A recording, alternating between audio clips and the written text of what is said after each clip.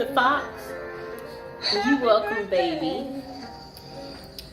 Me and Mr. Fox, we want to both be famous together. More popularity. More famous than the previous year. This is our shine year. Hello, I know how old you are now. We don't want nobody to know.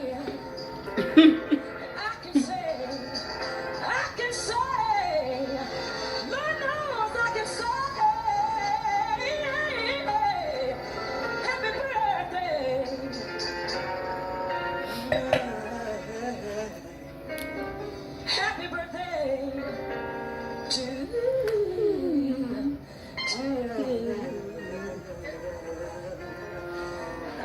Bye, people. Okay, welcome to episode 29 of our prison series. And today we're going to talk about prison popcorn. It's called Jailhouse Popcorn from Prison Raymond. Okay, come here, Mr. Fox. Jailhouse Popcorn from Prison Raymond adds intrigue to movie night by replacing traditional treats with surprisingly delicious movie snack made of Raymond. But the truly amazing part is the story behind the recipe and the terrifying off-screen drama that occurred during one particular prison movie night. The following story and recipe are excerpt from Prison Raymond. Movie night in prison was usually a big deal. We didn't get to watch any new or R-rated movies, but they did bring a big old projector and showed movies on a huge screen in the chow hall. It kind of made it feel like you were actually at the movies.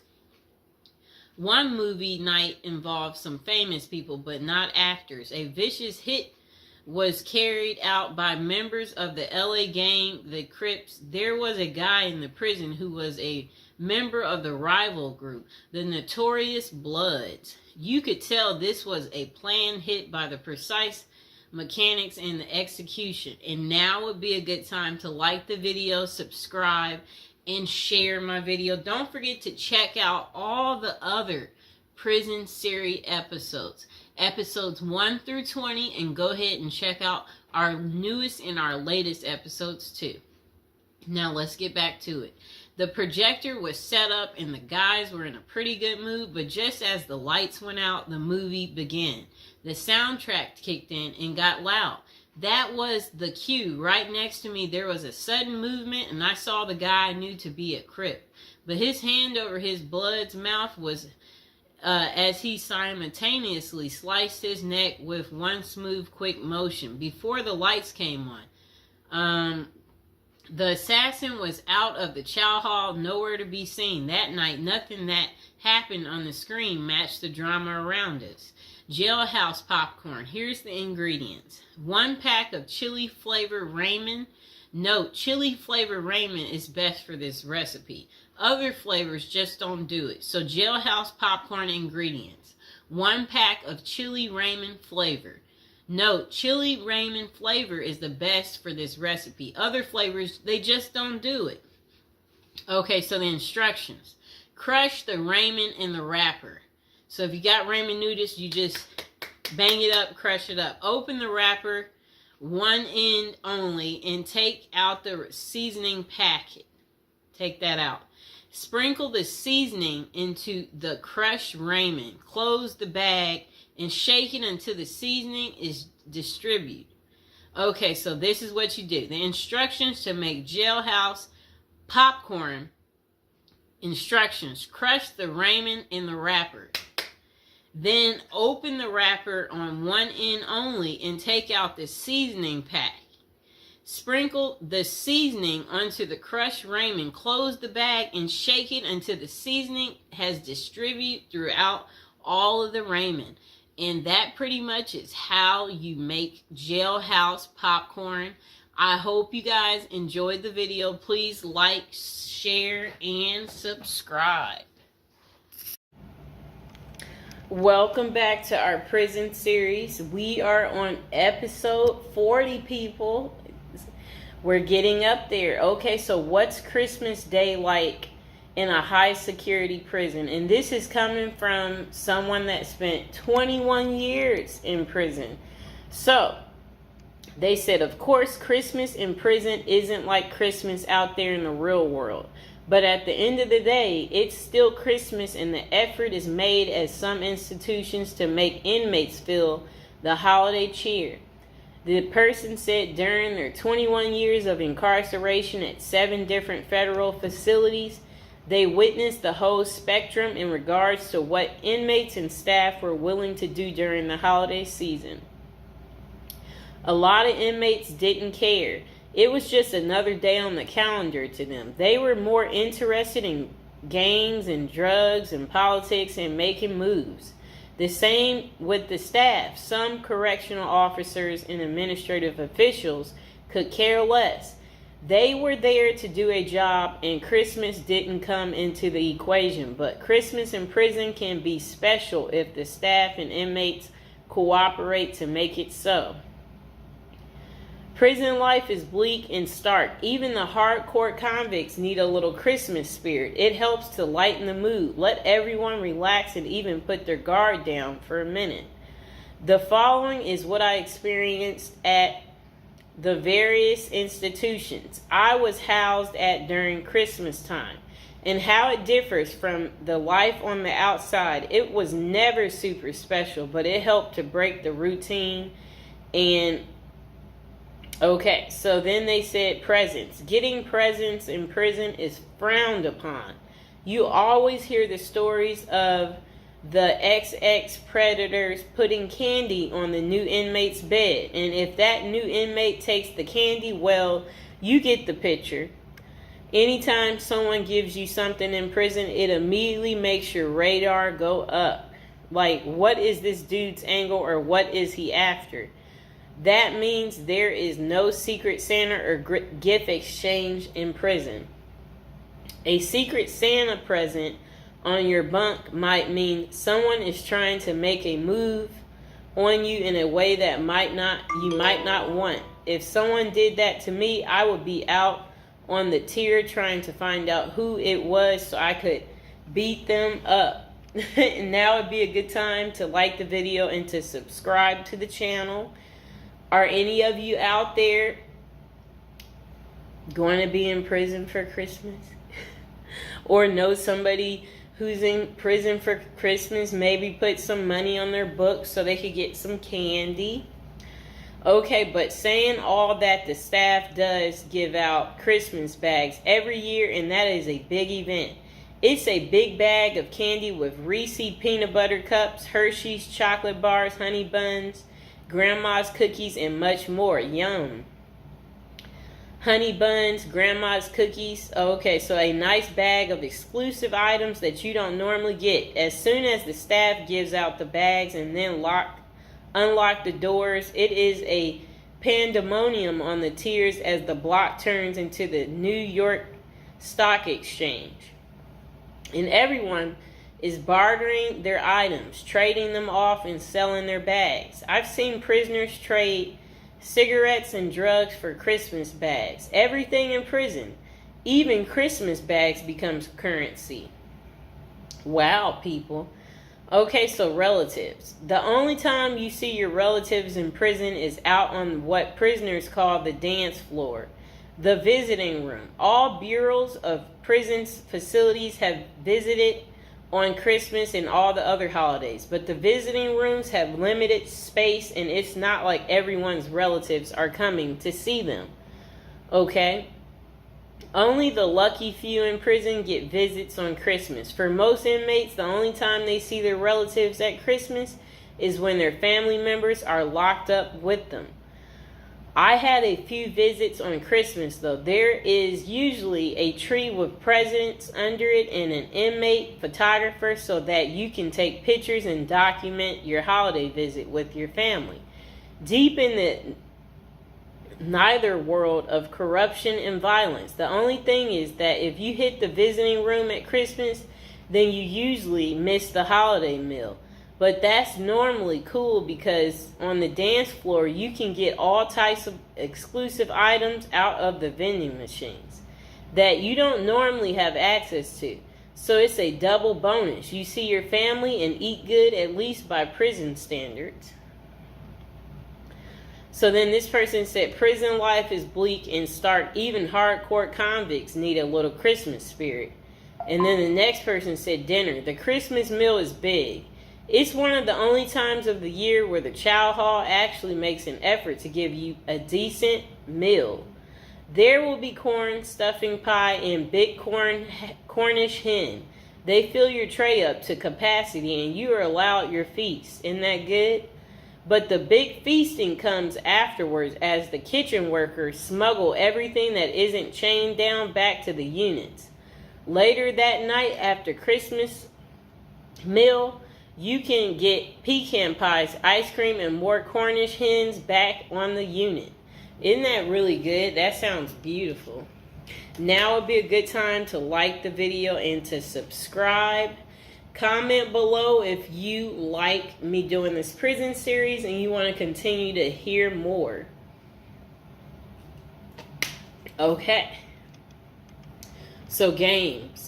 In the game rooms, the prisoners go hard on sports. The NBA games dominate the television at Christmas. Prisoners watch games all day, shuffling off to the phones during commercials to call their loved ones and feel some holiday love. Guys will be betting, drinking prison-made wine that we call hooch, eating their smuggled pecan pies and dreaming of the new year and the time they will get out to enjoy a Christmas in the real world. The recreation department also hosts events like bingo card, pool, chess, tournaments, and craft activities. They attempt to go the extra mile for the holiday activities and provide a diversion for inmates missing their family and loved ones during Christmas. Okay, so then they said decorations. Wow. It depends on the counselor and case manager from each unit, and sometimes even the warden for the whole compound. But I've been places where the staff will let you decorate the unit and even encourage you to. At the last prison I was at, FCC Forest City in Arkansas, we put up lights, a cardboard Christmas tree, stockings on a cardboard fireplace, and even a cardboard gingerbread house that inmates made for us. Inmates made paper snowflakes and hung them from the ceilings. Put cutout stars, crosses, and Santa Claus on the walls. It was rather festive unit. My bunkie even made a little cardboard Christmas tree that he put on his locker. He painted it and rigged it up a light. At the top, that looked like a star that shined in our cell brightly. Every night for my last Christmas in prison, it wasn't that bad. And now would be a good time to like the video and to subscribe. That is how Christmas is on prison day. Did you guys like hearing about the story time of what Christmas is like in a high security prison? If so, comment below, and I will see you guys next time. Welcome to our prison series. Today we are going to give you an update on P. Diddy and what his Christmas is going to be looking like. This is prison episode number 41. Welcome. If you're new to the channel, don't forget to like the video and don't forget to subscribe. Okay, so Sean Diddy Combs, this will be his first Christmas in jail, and it includes a basketball tournament and a holiday meal. Enough, Mr. Fox. A judge denied Diddy his third attempt at bail following a court hearing, while he awaits a federal XX trafficking trial. Okay, so let's see what else they have to say. So, all right, his holiday meal, that sounds nice. Okay, so the I'll Be Missing You singer is spending his time at the Metropolitan Detention Center in Brooklyn as he awaits his May federal trial for alleged racketeering and XX trafficking. Diddy has been behind bars since September. Combs, he's 55 years old and his fellow inmates have the opportunity to participate in a card game, dominoes, soccer, and a 3-on-3 basketball tournament. A spokesperson for MDC Brooklyn confirmed to Fox News Digital. Okay, so Diddy's Thanksgiving meal options in jail include peanut butter and jelly sandwiches after his bail was denied. Okay, so for the holiday meal on Christmas Day, Diddy's menu will feature baked Cornish hen, macaroni and cheese, cranberry sauce, dinner rolls, and a holiday dessert.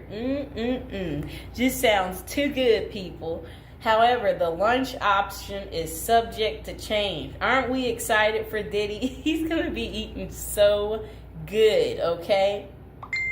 So again, for those of you who do care, if you want to write Diddy, again, he is at the Metropolitan Detention Center in Brooklyn, New York. That is where you would be able to write him if that's what you're interested in doing and whatever you want to say to Diddy. Again, like the video, subscribe. And this will be his second holiday spent behind bars, as he was in jail for Thanksgiving as well. For breakfast, the menu included fruit, cereal, breakfast pastries, and skim milk. Coffee wasn't listed as an option, though it was available earlier that week. So lunch was served as the Thanksgiving meal for Combs and his fellow inmates, with a turkey roast, mashed potatoes and mixed vegetables, cranberry sauce, turkey gravy, dinner rolls, and butter. Assorted holiday pies were available for dessert, and if an inmate needed a meatless option, they could opt for hot and sour tofu. That was what his Thanksgiving was like. Diddy's getting all the good food, right? Do y'all like what he's getting? Are y'all going to be eating this good? Okay, so dinner was simpler, offering peanut butter and jelly sandwiches, potato chips, whole wheat bread, fruit, and a beverage option. Okay.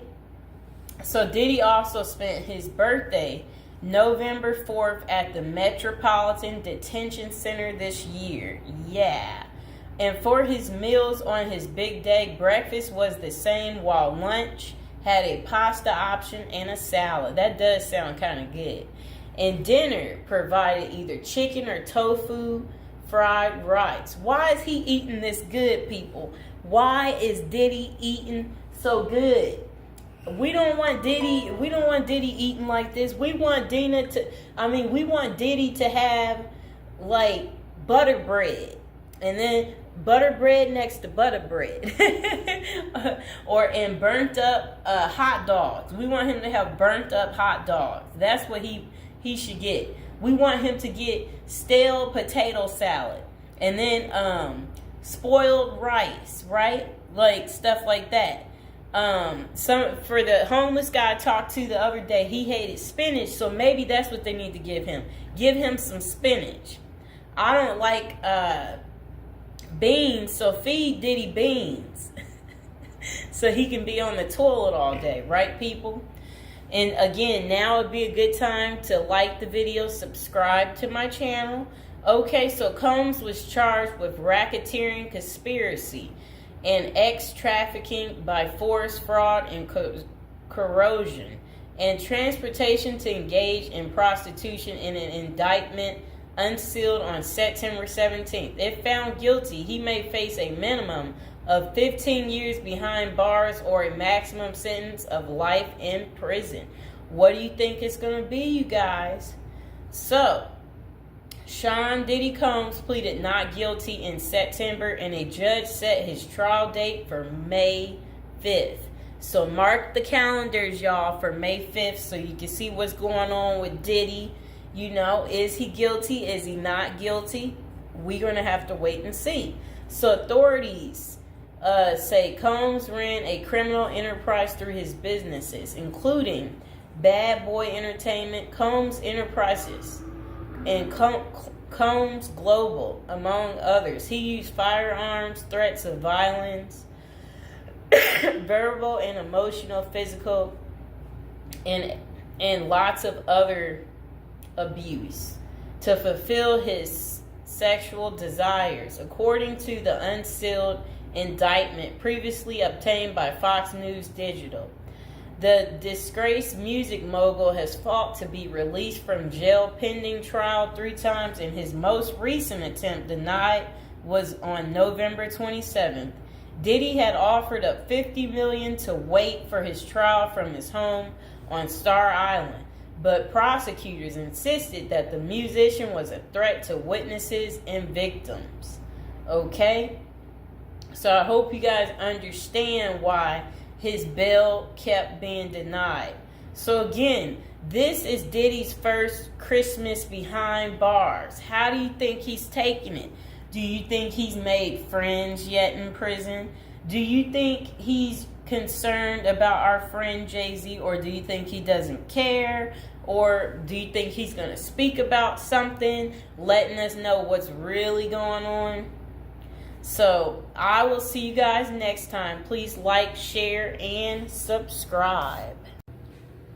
Welcome back to our prison series. Okay, so this is to the assassin out there, the guy that got the healthcare worker. How does a girl get in contact with you? Because you know you got many admirers right now because of how handsome you are. And so this is the guy. I'm getting off track. Welcome back to prison episode number 35.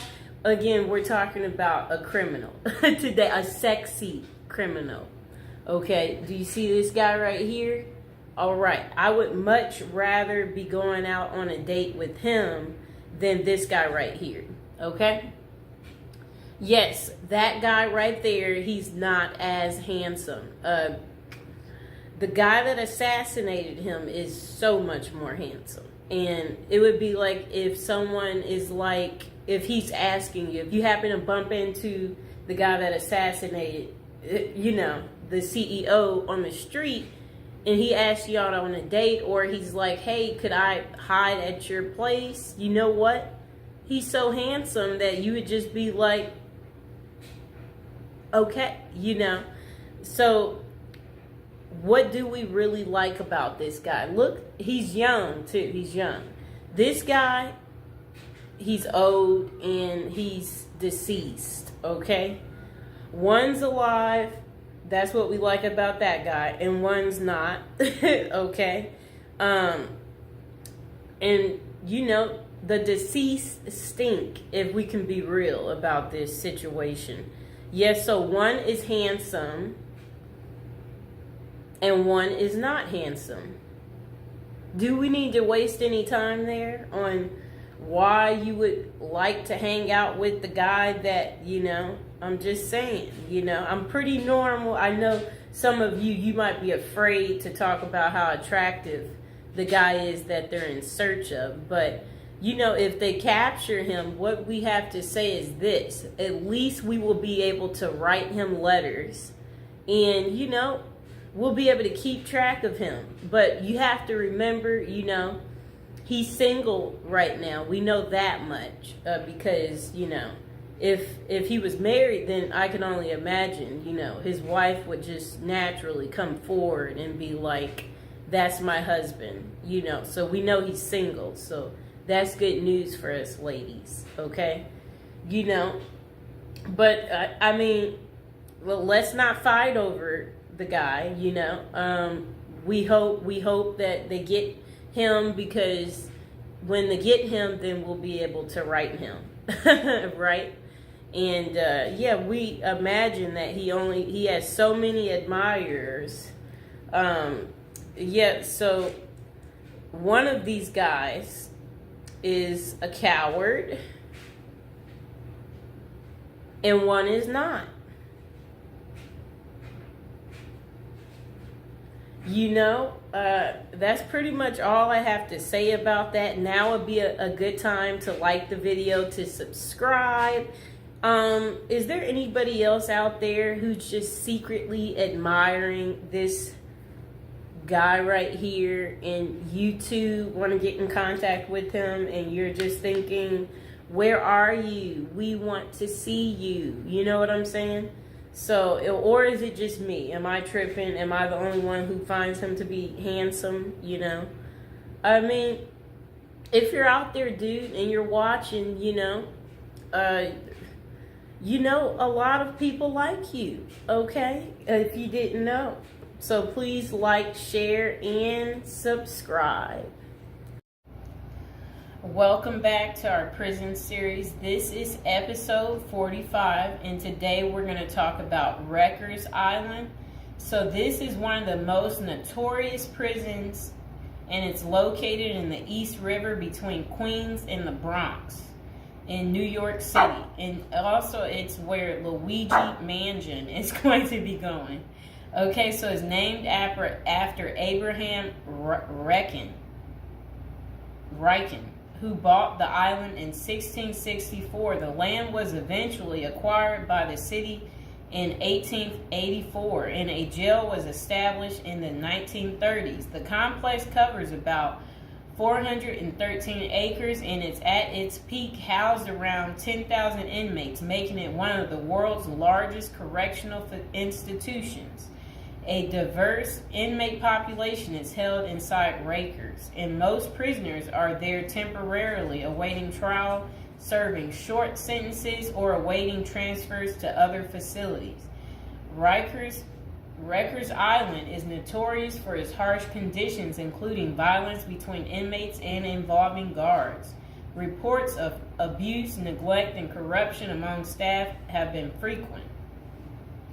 The treatment of inmates with mental health issues has been a particular concern, with critics arguing that the facility is ill-equipped to handle such cases appropriately. Likewise, the treatment of juvenile inmates is a subject of controversy. There have been calls for more appropriate handling in the facilities for young offenders. Numerous lawsuits and human rights investigations have targeted the conditions at Rikers Island, often focusing on issues like solitary confinement, the use of force by guards, and the prolonged detention of inmates awaiting trial. Now would be a good time to like the video, to subscribe. And are you guys enjoying the prison series? Do you like hearing about all the different prisons, learning with me together? If so, go ahead and comment below. So, when visiting Rikers, journalists and prison reforms discovered temporary holding cells described as covered with rotten food, urine and feces and blood. Inmates were using plastic sheets for blankets and cardboard boxes for beds. Maggots crawled over everything. Up to 26 men were crowded into a single cell where they used plastic bags as toilets. Prisoners kept in holding cells, which should be used for only 24 hours or less, often stayed there for more than a week awaiting transfer. In that time, food and medical services were not routinely provided. Now let's hear that paragraph again, just a small bit of it. So, this was what journalists had noticed when visiting Rikers Island. The prison reformers discovered temporary holding cells described as covered with rotten food, urine, feces, and blood. Inmates were using plastic sheets for blankets and cardboard boxes for beds. Maggots crawled over everything. Up to 26 men were crowded into a single cell where they used plastic bags as toilets. That does not sound good, does it, people? It's disgusting. So over the years, there have been various attempts to reform Rikers Island, focusing on improving conditions, reducing violence, and providing better mental health care. Amid mounting pressure, activists and political leaders have urged the city to close Rikers Island. In 2019, the New York City Council voted to close the jail completely by 2026, intending to replace it with smaller, more modern jails located closer to the city's main courthouse. I hope you guys enjoyed the video. Please like, share, and subscribe. Okay, welcome back. We are on prison episode number 8. So today we'll be talking about how to prepare to go to prison if you know you're going.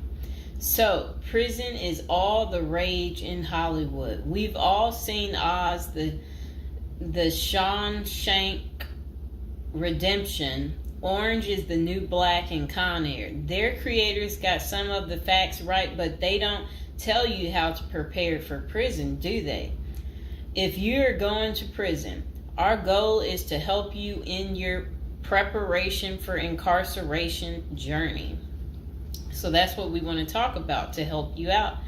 And if you're interested in learning more about prison life and how to prepare, they said online they have a copy of a book. It's like a little pamphlet, Federal Prison Handbook. And if you guys really need it, go ahead and comment below, and while you're thinking about it, subscribe.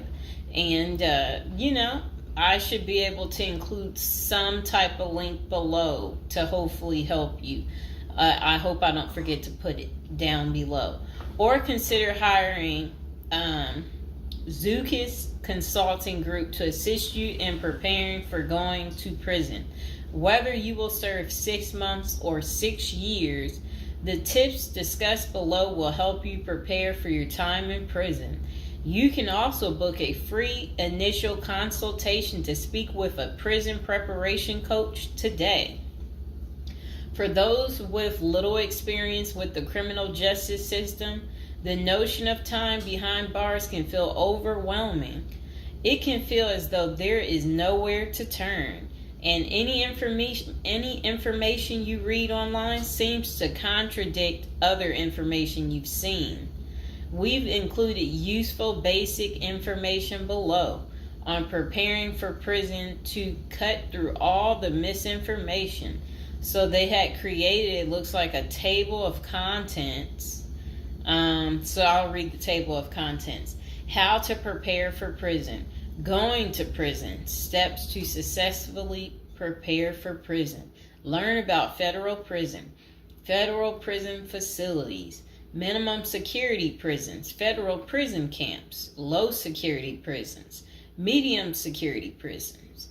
High security prisons. United States Penitentiary. USPS, Administrative Security Prison. Research your Pacific Prison. Arrival and personal property. Money in prison. Communication in prison. Get in good physical shape. Get your affairs in order. Preparing your family for incarceration. Appointing a power of attorney. Designating your point of contact. Resolving your medical and dental issues. Creating a list of contact details.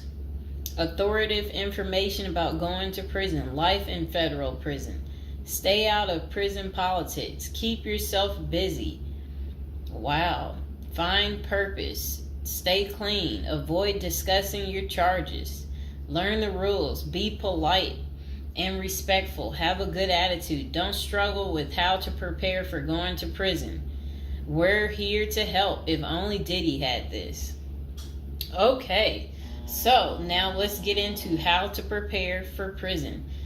It's essential to prepare in advance if you have been convicted or pleaded guilty to a criminal offense and are waiting for sentencing. According to the United States Sentencing Commission, the average federal prison sentence imposed is approximately 147 months. That's a lot. Less than 20% of offenders serve a prison term below 5 years. This means no matter the nature of your offense, your confinement to federal prison will likely disrupt your normal life for a minimum of a couple of years. Essentially, adequate prison preparation eases the transition to your new life behind bars. It might not take away the hard realities that follow losing your freedom, But knowing what to expect and how to navigate your life inside the prison can be the difference between a smooth transition and a turbulent offset. Losing your freedom is hard enough, especially for your emotional and psychological well-being. Thus, managing any preventable hardships or mishaps can go a long way in promoting your mental health while serving your sentence. At Zeus Consulting Group, we help potential federal prisoners prepare for their incarceration by equipping them with information to navigate their life behind bars. Our criminal justice system largely fails to reform convicts. Hence, if you are keen on going through your sentence as smoothly and as quickly as possible and transitioning back to an active life afterward, we are here to assist you. If you get in touch with us immediately after your conviction, our team can offer expert coaching on making a favorable impression at sentencing to secure a more lenient judgment.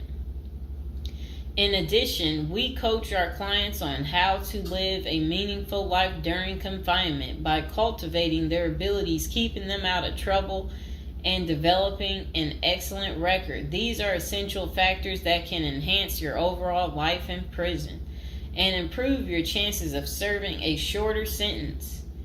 Okay, now let's get to the part talking about going to prison, steps to successfully prepare for prison. At the Zeus Consulting Group, they walk through the various steps you need to take adequately to prepare for a smoother transition in your life in prison. Generally, criminal conviction comes with potentially life-changing consequences, and the period before incarceration is the hardest for most people and their families. We understand you may be stressed and anxious about what lies ahead. For this reason, we are committed to providing you with essential coaching that you can implement immediately to get you ready for custody.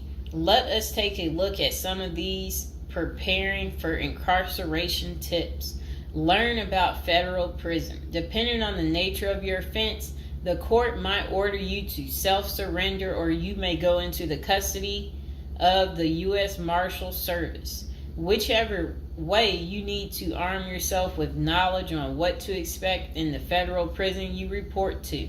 This means reading quality prison preparation books and speaking with a knowledgeable advisor who has ideally done substantial prison time in the system where you will be incarcerated and at the same security level. So if you know someone who has served as much time for you as the same charge that you have, that's the mentor you should be talking to and linking up with to learn more about what prison life might be like. Okay, so it says the Federal Prison Handbook, the definitive guide to surviving the Federal Bureau of Prison, is the best book for this. We tell it like it is and do not offer false promises to scare you into opening up your checkbooks. Take this step seriously. You must build an informational foundation to make good decisions in prison. Federal prison facilities. There are over 100 federal prisons across the nation, and they operate at 5 different security levels: minimum, low, medium, high, and administrative.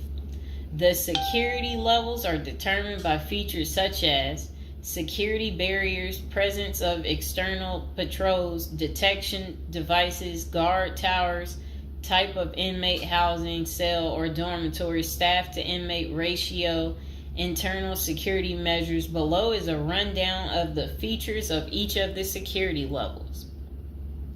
Okay, so it says minimum security prisons, federal prison camps.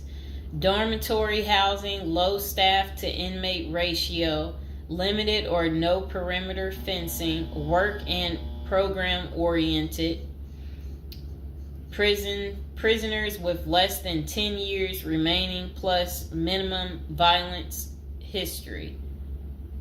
Okay, so that was for minimum security prisons, which is federal prison camps. Okay, so low security prisons mostly is dormitory or cubicle housing, higher staff to inmate ratio compared to minimum security prisons, double fence perimeter, strong work and program offerings. Prisoners with less than 20 years is what low security consists of. Medium security prisons, mostly cell type housing, higher staff to inmate ratio compared to low security facilities, strengthened perimeters, wide variety of work programs, greater internal controls, all types of prisoners but with less than 30 years remaining on their sentencing. So the minimum is for, again, people who didn't commit the worst of the worst. And then low security, same thing, less than 20 years. Well, they're not the same thing, but and then medium means like you're gonna be there a while, but you'll be there less than 30 years. Okay. High security, okay, is United States Penitentiary, USPS, single and multiple occupant cell housing. Highest staff to inmate ratio, highly secured perimeters, close control of inmate movement, all types of prisoners, but sex offenders and informants are highly likely to be victimized. Administrative security prisons.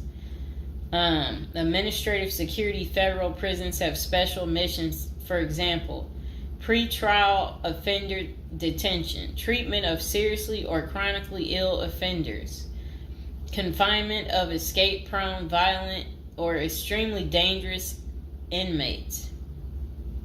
So that's administrative security prisons. So, all right. Okay, so administrative facilities include federal medical centers, federal detention centers, the federal transfer centers, and others. Please see our Administrative Security Federal Prisons page for more information about these institutions. Operations and privileges such as leisure time vary widely at each security level.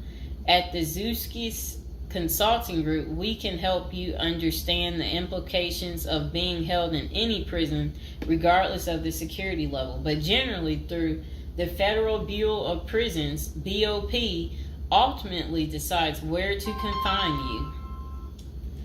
Your attorney may request your designation to a facility that best fits your needs.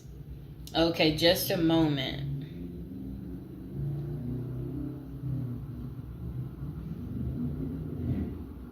I'm trying to figure out how do I'm going to this. Let's see.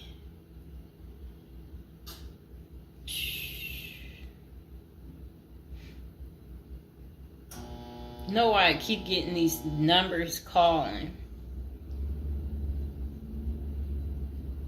Okay, back to where we were. Research your Pacific prison. If you are ordered to surrender, go to our federal prison profile section and locate the Pacific profile of your upcoming prison. Once there, you can read about the particular prison and life therein. You can also download the prison's admission and orientation handbook and commissary forms. These will provide an overview of opportunities available at the prison and protocols for education, recreation, housing, health, psychology services, and more. This is a valuable Prison Pacific information that can be very helpful in your journey in preparing for incarceration. Okay, so arrival and personal property. Whichever prison facility you are designated to, prison staff from medical case management and psychology services interview and screen you upon arrival. Later, you join the admission and orientation program for formal orientation into the facility's procedures, programs, policies, and services. Moreover, BOP restricts the personal property you can take when entering the prison or retained during your stay. Criminal defendants who self-surrender to their institution may keep the following items: plain wedding band, plain earrings for females, legal documents, orthopedic or medical devices, approved religious items, prescription glasses. While you surrender in your civilian clothes, you will be given an option to throw the clothing away, donate it, or mail it home. The prison issues you clothing, bedding, and hygiene items upon arrival. In addition, you may purchase items such as shoes, recreational clothing, food items, personal care items, and others from the prison's commissary. Sounds like the military. Once you are in custody, there are specific guidelines regulating possession of any of these items. We at the Zuski Consulting Group can help you get ready for custody by explaining these processes and privileges. Money in prison. You can have money in federal prison, but the funds remain in your inmate trust fund account. These funds may be used for commissary purchases, telephone, email, and other authorized activities. Appoint someone you trust to act as a business or financial manager. Your spouse or attorney or close friend, you may want to give this person power of attorney and arrange for the bank to allow them to make withdrawals from your account. Arrange to have them send money monthly or quarterly if you can afford it. Ask for between $400 and $700 a month. This will allow you to spend $360 at the commissary each month. Use a maximum of 300 minutes of phone calls each month. Purchase MP3 player songs and use the BOP's inmate email system. This investment will make your prison time go by faster. It's worth the expenses if you and your family can afford it. So again, ask your family to send you about $400 to $700 a month, because the commissary, they allow you to spend $360 a month, and then they're just saying that use a maximum of 300 minutes, of phone calls each month, and then you should be able to use the inmate email system too. In addition, your family and friends can send you money through MoneyGram, Western Union, United States Postal Service. Please see our page on sending money to federal inmates to learn more. Note that your account number must be affixed to all such transactions. Funds sent through MoneyGram and Western Union are processed every day of the week, including holidays. Communication in prison. Communication with family and friends is essential during your time in prison. In addition to fostering your emotional well-being, maintaining ties increases the possibility of successful re-entry into the community. The Bureau of Prisons provides the following communication avenues for prisoners and their families and friends. Inmates and receiving parties have the option to pay for phone calls. The scaled-down email service allows federal inmates to email with approved contacts, but the inmate must pay for any time spent drafting or reading emails. Inmates may send and receive mail through the U.S. Postal Service. Prisoners may receive subscriptions directly from the publisher without prior approval, newspapers, magazines, and journals. Okay. Get in good physical shape. Exercise has immense health benefits, both physical and mental.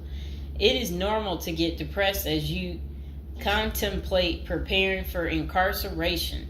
However, exercise can help keep stress levels down and allow you to focus on what matters most, creating a positive transition to better your experience in prison.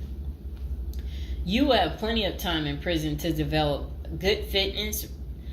However, starting now is beneficial as you equally need your energy levels at peak as you rush against time to get your affairs in order. Moreover, if you end up confined, especially in a higher security facility, looking physically fit may play to your advantage, though you should purpose to stay out of all conflicts at all costs. There probably isn't any pressuring need to learn how to fight if you are housed at a camp, minimum security, or low security federal prisons. But if you're headed to a higher security level, you may want to hire a personal trainer to become as fit as possible, even if that just means looking tough. So if you're at a higher security level, you might encounter more threats. That's what they want you to know. While we don't advocate employing violence, conflict avoidance is almost always the best answer in prison. It's not the worst idea to consider taking self-defense classes to learn how to protect yourself. This is essential piece of how to prepare for prison. Violence in prison is genuine concern, and people do get hurt. A fight is never a good idea, but you need to prepare in the event of everything going wrong and escalating into conflict. Get your affairs in order. Going to prison is the last thought on anyone's mind. Even when your case goes to trial, you always hope there's a chance of fighting the allegations and winning the case or earning a lenient sentence. That does not involve imprisonment. It is understandable if you are still in denial and hoping the case might turn out favorably. However, denial only works against you, as it may hinder you from taking advantage of the short time you have to get your affairs in order. Before losing your freedom, even if there is a slight chance of getting a lenient sentence, preparing for prison is essential if things don't go as expected. Some of the matters you need to take care of include preparing your family for incarceration. Your family will be devastated by the idea of you being locked up and the potential dangers it might subject you to. It may take a while before they come to terms with the likelihood of living without you. However, you need to sit down with them and discuss life without you. If you are the primary provider, you may need to organize how bills will be paid in your absence. This may even mean working at downsizing the family's lifestyle if there are not enough funds to maintain the same lifestyle. If you live alone, you need to make arrangements for your property so that debts do not accrue in your absence. If you have young children, they may not understand the long-term implications of your absence at the moment, but it will soon affect them, so you need to plan the best way to help them cope. Consulting a psychologist is vital, as they can suggest ways to help both you and your family cope in the short and long term. Lastly, it would be best to inform your family that they can reach you either through email or written correspondence. They should also expect you to call them regularly or through video visits whenever possible. While preparing for incarceration is critical, maintaining family contact while you are away is equally as important. Okay, next is about appointing a power of attorney. Generally, a power of attorney grants another person the ability to control your affairs in your absence. This could be your spouse, parent, child, sibling, or trusted friend. If you appoint someone other than your spouse, you could grant the power to two people who should consult each other before making any decisions about your affairs. This may eliminate conflict and guarantee extra safeguards against misuse of the powers. As you do this, ensure you draft a financial plan on how the finances should be utilized while you are in prison. You may also want to create a rough budget of your financial needs in prison and coordinate how the money will be channeled to your commissary account. Designating your point of contact. Before surrendering to prison, ensure you identify a primary point of contact. This could be a family member or a close friend. We can work with this primary point of contact as questions or issues arise. Additionally, this person will be able to better advise your family and friends of your status, location, and information. Please note that prison staff seldomly release information to family members. For example, if your family calls your unit team seeking information about your status or healthcare matters, they will not release information. With this being said, we have our clients sign a release information authorization, thereby enabling prison staff to disclose information to our team members.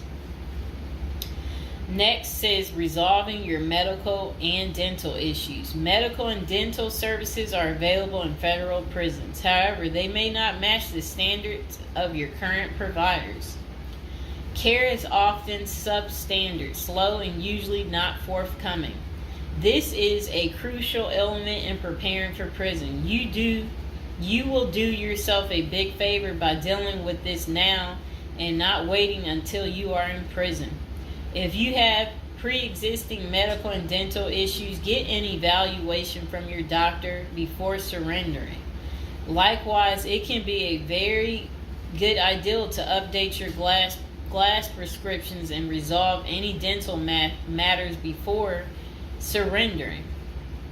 It can also be helpful to obtain complete copy of your medical records from your doctor. If you take any prescription medications, ask your doctor to draft a letter explaining what the medications are, and what underlying conditions they treat. While you can submit these documents to your prison's health service upon arrival, our team can also use these in cases of prison staff not adequately treating medical conditions. In these cases, it is critical that we have underlying documentation, as this helps us motivate prison healthcare staff. Creating a list of contact information.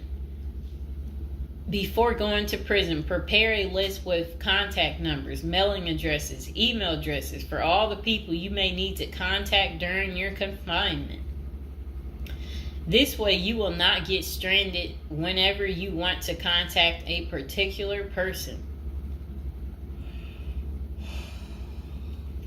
Additionally, try to fit this contact list on one double-sided page.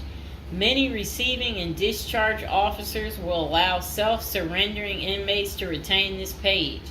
If not, we also recommend our clients provide us with a copy of their contact list. We overnight this contact list to our clients on the day of their arrival. Authoritative information about going to prison. In the past, people used to go to prison utterly oblivious of what lays ahead and would endure untold hardships before they adjusted to their new life. This is not the case today. There are dozens of books, guides, and other programs that help defendants prepare for their life behind bars. While we cannot attest to other firms, books, or products, our team regularly assists clients preparing for prison. Here are a few of our book offerings: Prison Education Guide, Federal Prison Handbook, Directory of Federal Prisons. While waiting for your sentencing or self-surrender date, ensure you gather as much information as possible to enlighten yourself. Most prison preparation resources are written or produced by ex-convicts who have served long sentences in federal prisons, or experts who have worked closely with the inmates and are familiar with the criminal justice system. Researching widely and reading available credit resources can be an eye-opener, enabling you to adjust to your new life quicker. Aside from reading prison preparation books and guides, you may also seek out prison consultants to answer your questions and provide insights on the ins and outs of prison. For instance, at Zeus Consulting Group, we help criminal defendants develop strategies to prepare for prison and successfully reintegrate into society. Our objective is to help you develop an informational foundation to make good decisions once in custody. Life in federal prison. Before commencing your federal prison sentence, you need to know how to prepare for federal prison with a survival guide and tricks. Assuming you have gathered as much information as possible about what your life in prison will be like, here are some tips to enhance your experience. Stay out of prison politics. You do not have the liberty to choose your neighbors in prison. You meet people from different backgrounds, some possessing extreme opposite personalities, ideologies, and outlooks on life. Despite the sharp differences, you may have to share the same facility for years. In ideal circumstances, people should embrace diversity, but not so in prison. Conflict of interest and prison politics are the order of the day. However, it helps by maintaining a low profile throughout your stay. Otherwise, if you indulge in politics and things turn ugly, it may compromise your chances of coming out unscathed. Keep yourself busy. Federal prisons require medically able inmates to work. As soon as you arrive, ensure you find a job that you will enjoy. If you don't obtain a job on your own, prison officials will assign you a work detail. We advise our clients against this approach since it often means working long hours in the kitchen. Some examples of the positions you may want to consider include plumber, inmate orderly, food service, warehouse, groundskeeper, painters, while some of these prison jobs require long hours.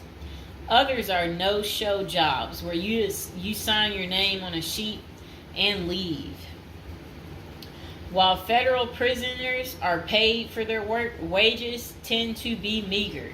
For example, federal prisoners typically earn 12 cents and 40 cents per hour. These funds are deposited into your commissary account, which you use to buy personal items. I'll repeat that again. Oh, sit down, Mr. Fox. Sit down. Sit down, baby. Prisoners typically earn 12 cents and 14 cents per hour. Okay. Okay, that's crazy. So when in prison, find purpose. A period of incarceration equals a lot of available time on your hands, which can be positive or negative. It's your choice. Many positive activities in prison can help you find purpose in life, even help you improve your circumstances upon arriving. College correspondence courses, writing, exercising, and teaching in the prisoner's education department are just some examples of many activities you can become involved in, which will give you purpose. This purpose will help carry you through your sentencing. Okay. Pursuing a purpose during your time in prison can make your stay more meaningful and manageable. For example, you can learn a new trade, write a book, discover philosophy, find spirituality, or purchase other professions. Likewise, we help many of our clients further their education behind bars. Whether you are interested in college or career-based studies, our team can help. Okay. In addition to keeping yourself busy and avoiding falling into a depressive state, finding purpose behind bars may equip you with relevant skills for successful re-entry into the community upon your release. This is critical. If you work, you are prepared for a period of incarceration.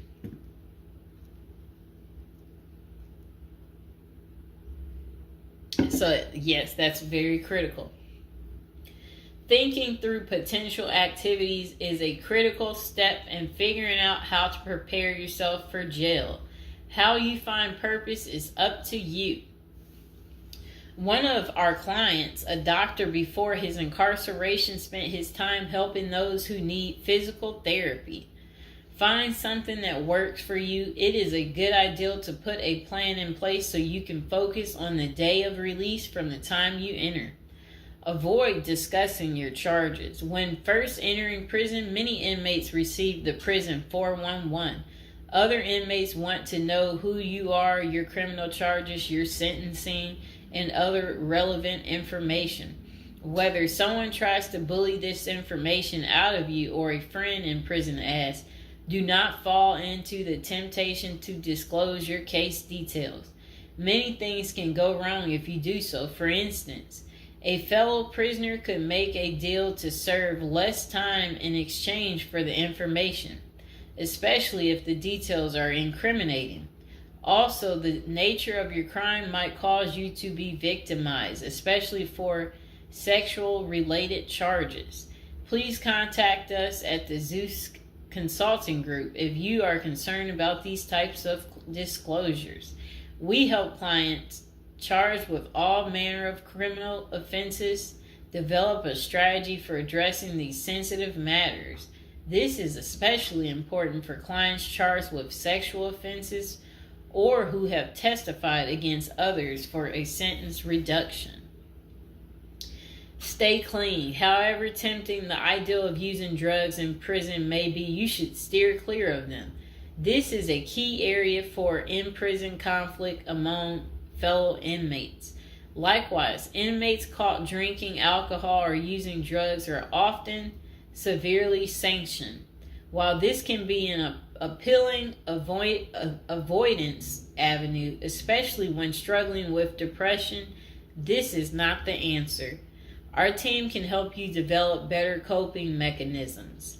No matter how deep you descend, keep in mind that drugs are not the solution. If anything, they are likely to aggravate your mental condition. Always remember there are far better coping methods such as remaining physically active, finding purpose, keeping in touch with family and friends, if possible, and seeking professional counseling. Moreover, no matter how smart you are in concealing drugs, it is only a matter of time before the guards catch you. And when that happens, it may spoil your efforts of maintaining a clean record and dash any hopes you may have for an early release. Getting addicted also raises the chances of being indebted in other prisoners, bringing you into deep trouble and potentially making your life in prison intolerable. Learn the rules. Ignorance is no defense for prison rules, for prison rule violations. Even if you did not know they existed, breaking rules in prison can get you into serious trouble. Educate yourself as much as you can about the prison system, and particularly your upcoming prison facility. If possible, obtain a copy of the official rule book and read it thoroughly. And note, the team at the Zeus Consulting Group regularly defends clients in prison disciplinary hearings. Our team can research the underlying incident, draft a statement for you to issue to the disciplinary, and manage all internal appeals challenging a conviction. Then it says, be polite and respectful. Prison staff is often overworked and inmates tend to be depressed or otherwise dealing with personal issues. Since serving time in prison is often unpleasant, practicing active conflict resolution techniques is important.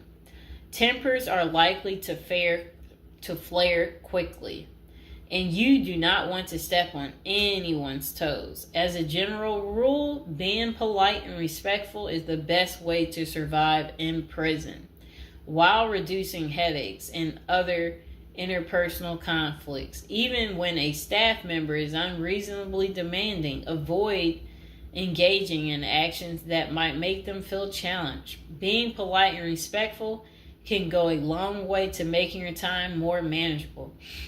Next thing is to have the right attitude. The moment you enter prison, your life takes a turn. You might lose friends, family outside of prison. Even those you did not expect to abandon you may just do that.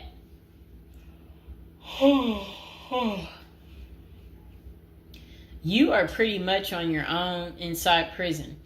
Other inmates may try to take advantage of you. Going to the guards for help is often a bad idea, and that can have serious repercussions. With such a gloomy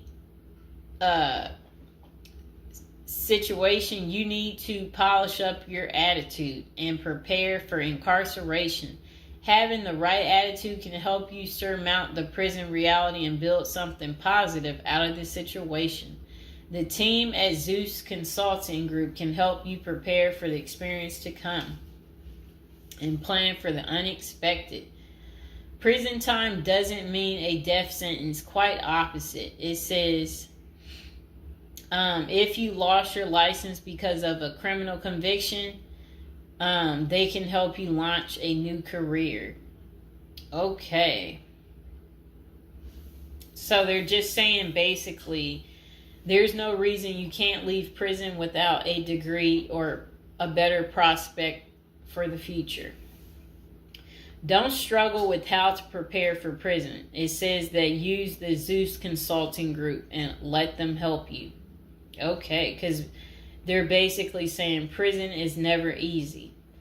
They said they know what awaits you in prison and the tactics you can employ to have a smoother life behind bars. Going to jail or prison is never easy, but with directed effort, you can lead a productive life during this experience and after.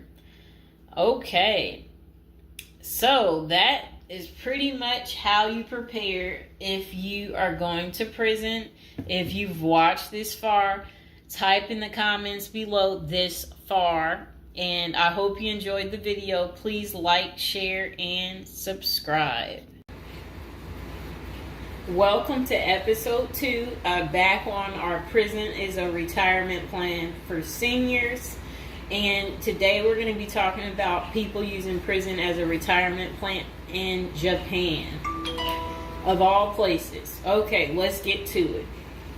So they said seniors in Japan are having to steal just to cover basic expenses, but it's all part of their plan. You see, the sentence for their crime sends them to a place where they find a sense of community, receive free room and board, and have a caregiver 24/7. It's good to watch other countries who are older or more in depth to see what will happen to us. Well, 27.3% of Japan's citizens are 65 or older, practically twice that in the U.S. And these seniors are breaking into prison just to survive. Will Americans retirees be forced to do the same? Not if they start planning now with a financial professional. Here's a look at Japan's rampant retiree crime spree. So they said an article in Straits Times is titled "Rising in Old Jailbirds Turn Japan Prisons into Retirement Villages." It points out that a record 47,632 people in Japan aged 65 or over were arrested in 2015. Over 70% were caught for petty crimes such as shoplifting. When retirees have to steal just to survive, it's clear that their plan didn't include saving enough money to cover basic living expenses. What's worse is that Japan's elderly inmates are rehabilitated, kicked back into society, and stuck in the same boat they were before. They haven't gotten any younger, and they still don't have enough income. So do they get a job and start saving for their slow-go years? No, they steal a bunch of bananas for breakfast and get thrown right back into the slammer. About 70% of all current inmates aged 65 or older are repeat offenders. Why do these seniors live this type of retirement? Well, besides the fact that they did not plan successfully, their retirement strategy didn't include any plan for long-term care either. But prisons did. a roof over their head, 3 meals a day, no utility bills, and free unlimited health care are all provided. A research firm coined Japanese prison state-sponsored retirement villages, and one of prison's demographics includes a 50.6 age average, with the oldest being 88 years old. That same prison was recently refurbished to accommodate their demographic, including 500 private well-lit cells, each with its own desk, chair, and well-lit cells, each with its... Oh, okay. They said also comes with a wooden bed and television set. Steps in the public areas are even upgraded with ramps and handrails. Does that sound like a prison to you, or is it closer to the retirement home where individuals visit the grandparents? By 2025, 1 in 3 citizens of Japan will be age 65 or older, and 1 in 5 will be 75 or older. 2025 isn't that far away, and the U.S. demographics isn't getting any younger. Medicaid and Medicare are drastically underfunded and facing problems similar to Social Security still. Prison is better than no plan, and a ward of the state doesn't have to live on the street and steal bread.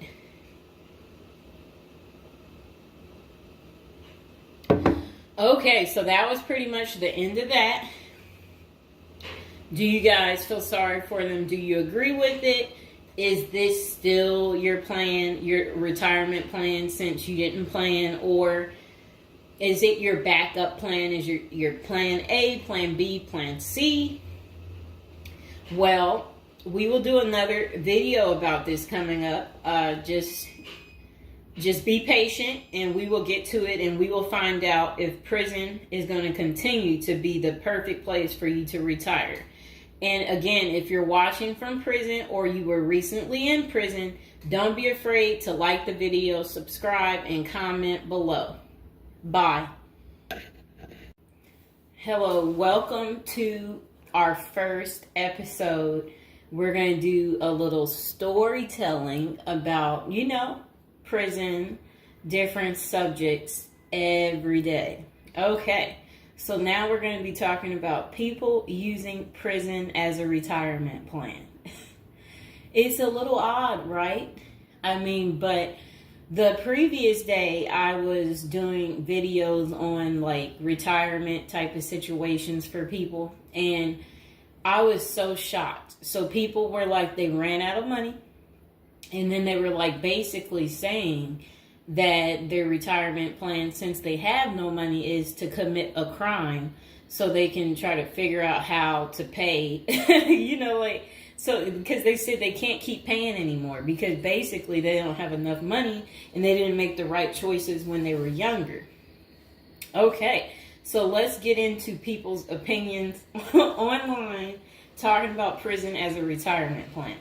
Okay, so this person said, hypothetically speaking, of course, that said, I think prison as a retirement plan might be sound.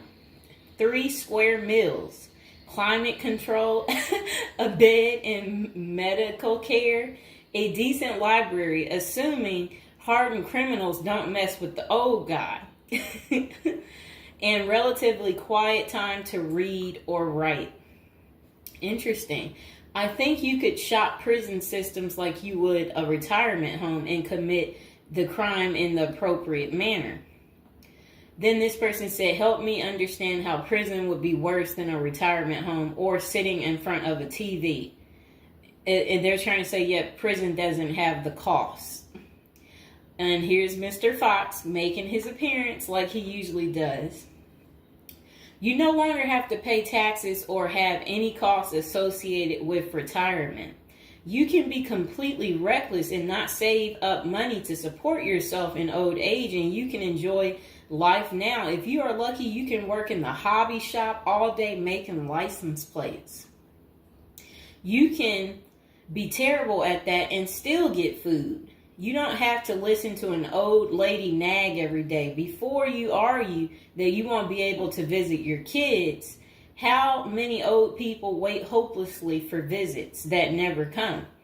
card games in the yard, puzzles, crafts. You might even be able to paint or play music. I bet you could even find a personal trainer to keep your fitness up. There is always the outside chance you can get away with the crime and extend your reckless spending until you finally get caught. This could be the Gen X answer to the Social Security crash. Oh, I like what they're saying because, you know, they try to say Social Security will be gone for us once we reach a certain age, and I believe them. Because plus, we constantly hear about them talking about they're going to get rid of Social Security. So, might be true. So we got to plan ahead, right, you guys? So maybe I should take up tattoo artists as a hobby to prepare so I can get some extra smokes and a serving of Jell-O. Now, what crime do you commit and at what age?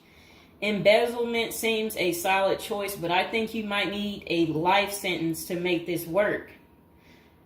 And then it says that it would be messed up to get kicked out of prison. Seriously, not serious.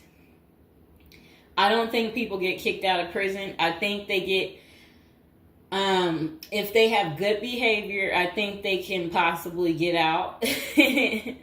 Okay, so it says maybe a Fed club, laughing out loud. And then another person said they liked that post. They said that's a nice thought. Then the other person said, what do you mean? That would be a problem for me because it's a lack of freedom and privacy. And the next person said, crazy but interesting concept. I have heard of the homeless committing crimes just to get off the street.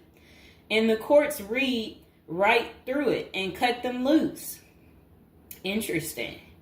That brisk morning stuff on the freezing stainless toilet and that toilet wine would round out a nice day. Laughing out loud. I guess they know how to make toilet wine.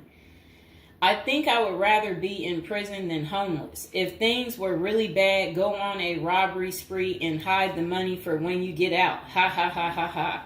And if you were to ask me, which would you rather do? Oh, that's terrible. Be homeless on the street or be in prison? Prison wins hands down on this one. The guaranteed bed and the guaranteed meal, the library, you know, the friends when you get your free time, you know, I'm just saying. I don't think the cold streets are for everyone. Okay, so this person said, I'm guessing these are also an issue in a retirement home, except you still pay taxes and rent. I have to guess, but gawking, the old guy is not going to be high on the list of pastimes for convicts. Spider is so, wow, I don't think we want to say that.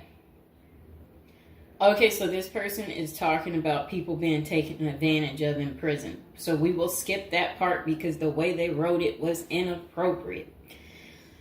So the next person, they showed a big guy and said, don't be wasting no soap, pick it up. So these are the kind of people that you will encounter. Okay, I guess he's the booty bandit. All right.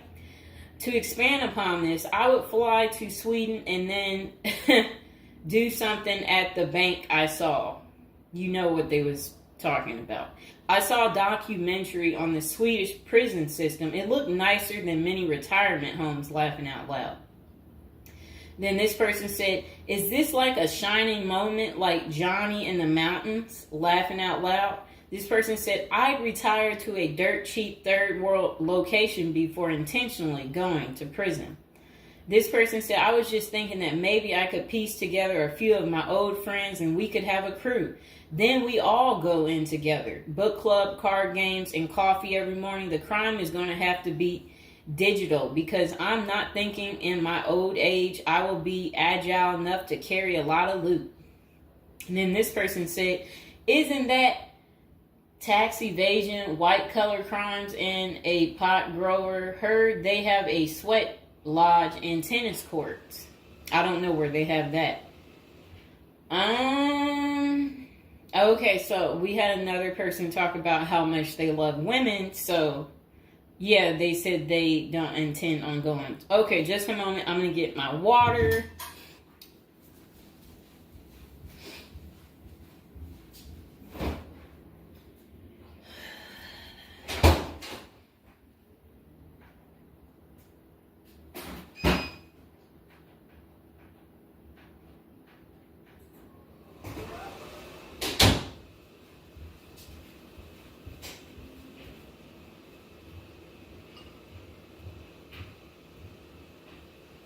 All right, it got a little hot. Okay. Now, this person said, I'd rather go to a cheap third world island and live life as a local fix-it guy. Putter around, live on the beach, fresh seafood, and a tan booty. It's a pirate's life for me, mates. Next person said, I took what looked like a shortcut one morning. And they're talking about something about a prison cop. I don't know what that means, and I'm not going to say it. Okay. This person said a failed bank robbery would be pretty simple federal crime. On the other hand, I think even a basic social security check will go pretty far in the Philippines, Mexico, and Colombia. I think they're right for those countries. This person said, my broke buddy is doing okay in Thailand. This person said, I'm thinking about spamming forums with CBD gummy ads. Certainly, committing internet crimes would make it a federal case and qualify them for a federal country club prison. And they said they're currently in beta testing phase. I'll let you know how it pans out. That's really sad. This person wrote this in January of this year. That's sad that this is what the people are doing. Well, at least you know what not to do. And then another person said, well, it worked out rather well for Otis. They showed a picture of some guy. I don't know who this guy is, but that's who they said it worked out for. And then this person said everybody has that one person that they weigh whether or not their demise would be worth a life sentence. And then this person said, well, nowadays, all you have to do is agree with Trump, like say over at the Capitol and post it online. And then this person said, P.S. I hear San Quentin is nice. Happy face. And then they, I guess, posted something about that prison. The person is trying to say that the prison guards at San Quentin are friendly. I doubt that. This person said, you got too much time sometimes. And then this person said, I think if old age and life in retirement got so bad to the point I was considering prison, I would think I would eat a bullet first. Okay. This person says, take out a politician and live like an illegal immigrant. Better than the middle class nowadays. Whatever they mean there. This person said, first off, if you are a Gen X or younger, getting an SS payment, that crap is estimated to crash the year I qualify. We were taught that our senior year of high school back in the 80s, so we can't plan for that. Second, I think the chances for clean drinking water will be better in prison than in a third world country if you choose wisely. I didn't think about that. So stick to the U.S. prisons if you're really thinking about this. It said banks don't keep enough money these days. I think I will be too old to try and take down an armored car. Gotta go with a federal crime that is a light lift, maybe a Ponzi scheme. Does anyone want to pre-order a UTV? Question mark.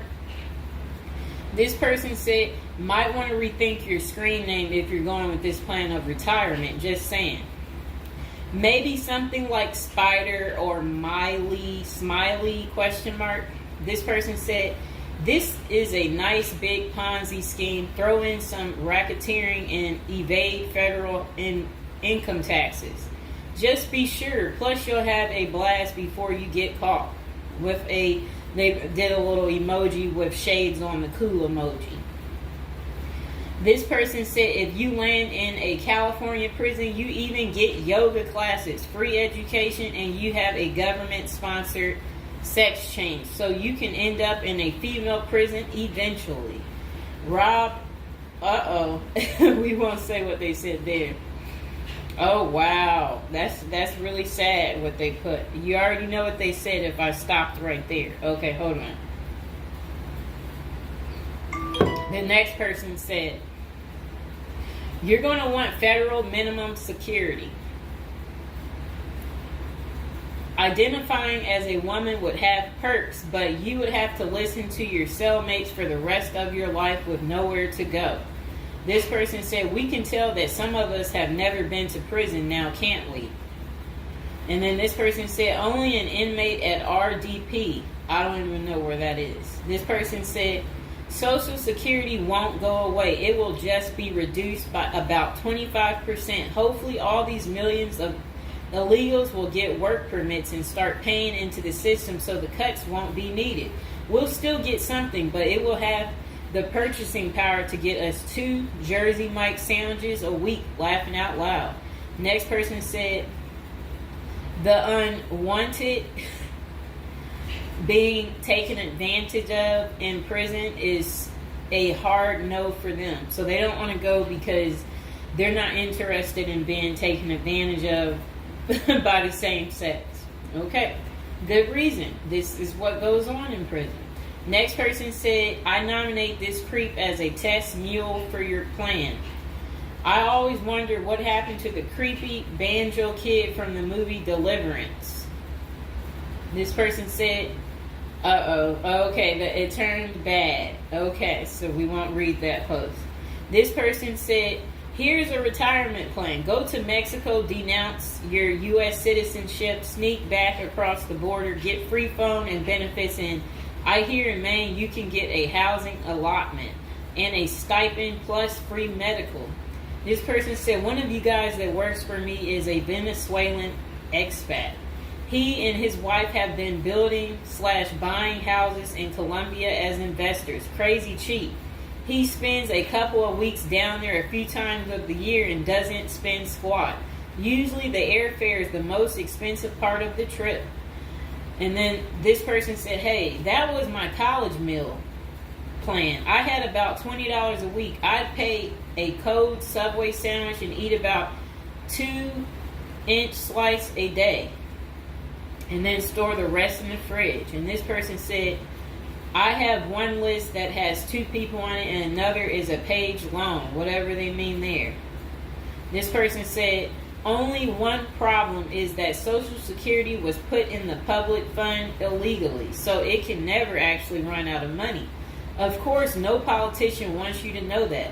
Our good buddy LBJ is who you can blame. Next person said, sounds like someone has a secret desire to get their crap pushed in. Just come on, completely out of the closet, bro.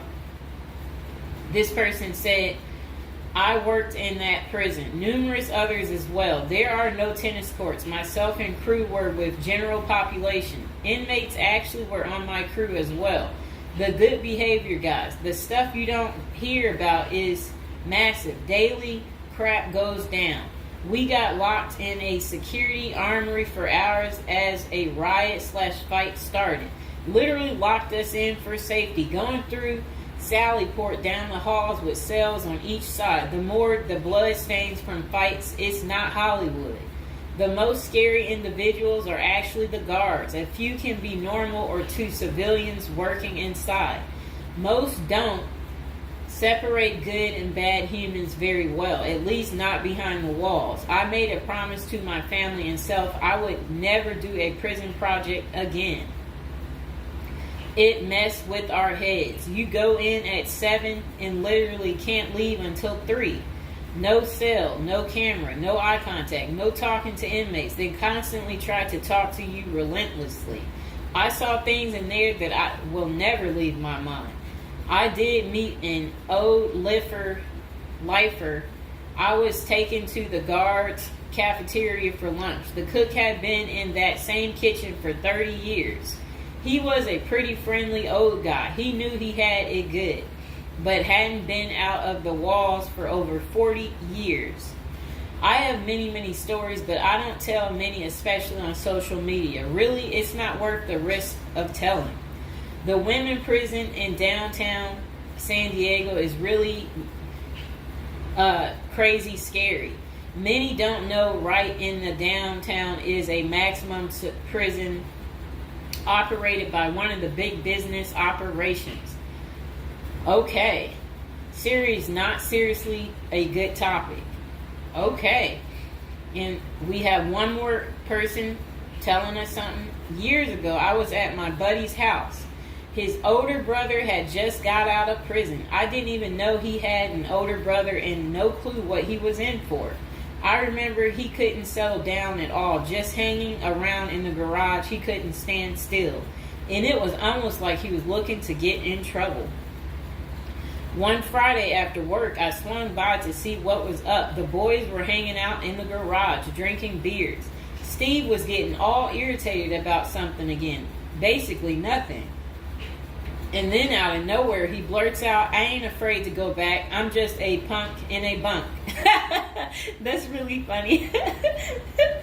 I got out of there. Too much of a scene. Okay. This person said they still think prison's a retirement plan.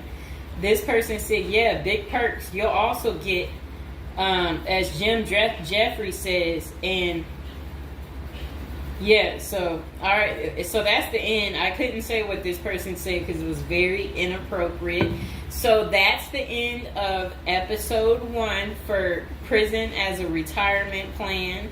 And hopefully, you guys think this through. If this is something you're really interested in for real, you will want to continue with the series of, me talking more about prison, so we can get you ready and prepared if that's really what you're into. If any of you out there are watching from prison, we would love for you to like the video, subscribe, comment below. Let us know, your prison stories. If you used to be in prison or if you want to go back, we want to know that too. So go ahead, don't be shy, comment below, and I hope you guys enjoyed the video.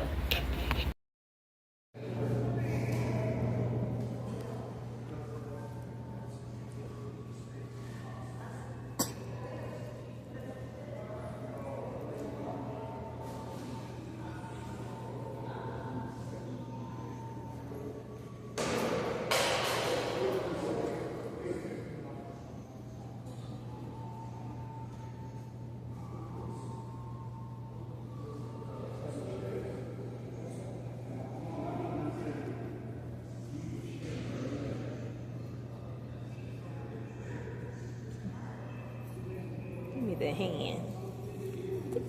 Baby, give me your hand. Give me your hand. Give me your hand.